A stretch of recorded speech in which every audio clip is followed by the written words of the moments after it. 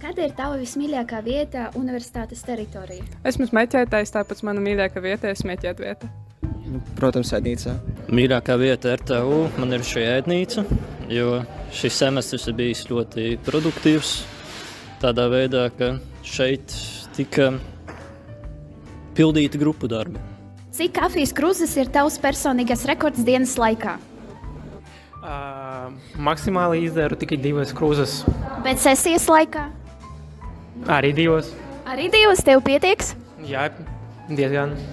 Kā es atceros, man liekas, ka bija 3 kafijas krūzes, bet tomēr es nezinu, vai skaitas pie tā arī energetiski dzērieni. Skaitās. Jā, tad 3, apmēram 4. Kad tu jūties kā īsts students? Kad es mācos visu vakaru. Kad visu taisu laicīgi. Es jūtos kā īsts students, kad nevaru nopirkt sev jaunas krosas.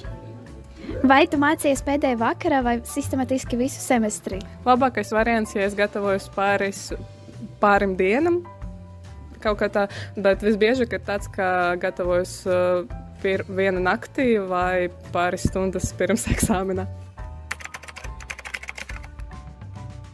Vispirms pārliecināties, vai tas tiešām ir tas, ko tu gribi mācīties. Es vairs neko neteikšu. Parasti, ka man nereāli nāk miegs, es sāku koncentrēties, ko man stāst lekcijā. Un tā man pazūd.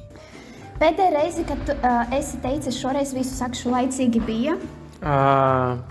Es domāju, ka pagājušā mēneša pirms JOP kursa darba. Vakar. Protams, ka man ir drābes.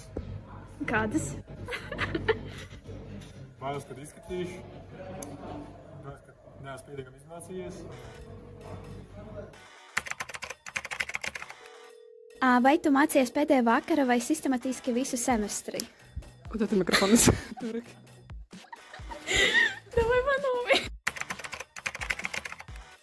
Es uz eksāmeniem neģērbjos nekāds vecs. Tad